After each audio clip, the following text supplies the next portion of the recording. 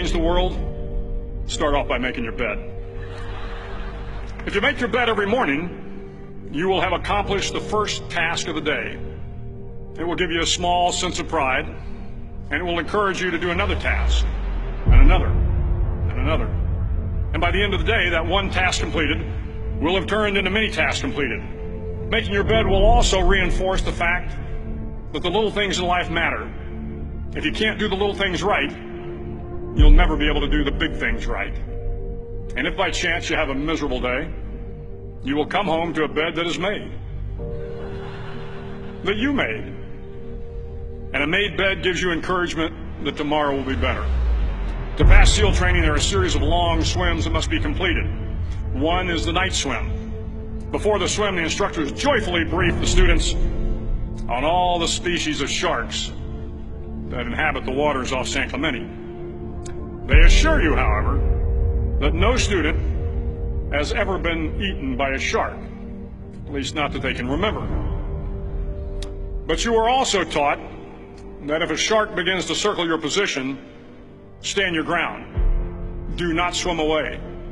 Do not act afraid. And if the shark, hungry for a midnight snack, darts towards you, then summons up all your strength and punch him in the snout, and he will turn and swim away. There are a lot of sharks in the world.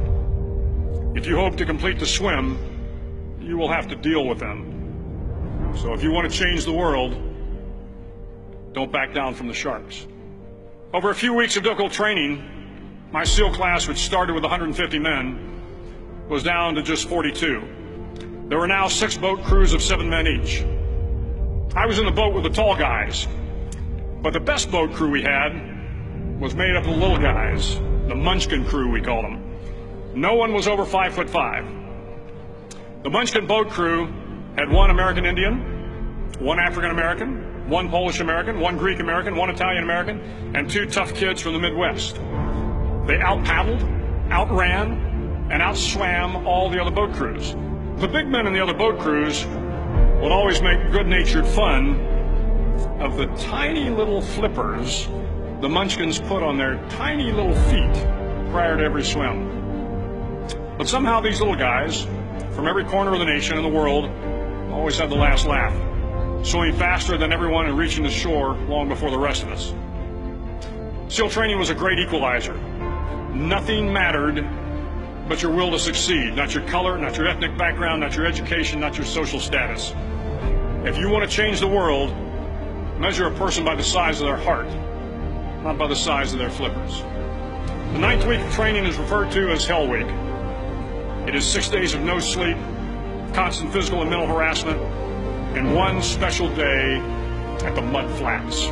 The Mud Flats are an area between San Diego and Tijuana where the water runs off and creates the Tijuana Sloughs, a swampy patch of terrain where the mud will engulf you. It is on Wednesday of Hell Week that you paddle down to the Mud Flats and spend the next 15 hours trying to survive the freezing cold, the howling wind, and the incessant pressure to quit from the instructors. As the sun began to set that Wednesday evening, my training class, having committed some egregious infraction to rules, was ordered into the mud. The mud consumed each man till there was nothing visible but our heads. The instructors told us we could leave the mud if only 5 men would quit. Only 5 men, just 5 men, and we could get out of the oppressive cold. Looking around the mud flat, it was apparent that some students were about to give up. It was still over 8 hours till the sun came up. 8 more hours of bone-chilling cold. The chattering teeth and the shivering moans of the trainees were so loud, it was hard to hear anything. And then one voice began to echo through the night. One voice raised in song. The song was terribly out of tune, but sung with great enthusiasm. One voice became 2, and 2 became 3, and before long, everyone in the class was singing. The instructors threatened us with more time in the mud if we kept up the singing, but the singing persisted, and somehow the mud seemed a little warmer, and the wind a little tamer, and the dawn not so far away. If I have learned anything in my time traveling the world, it is the power of hope. The power of one person, a Washington, a Lincoln, King, Mandela, and even a young girl from Pakistan, Malala. One person can change the world by giving people hope. So if you want to change the world, start each day with a task completed. Find someone to help you through life. Respect everyone. Know that life is not fair and that you will fail often.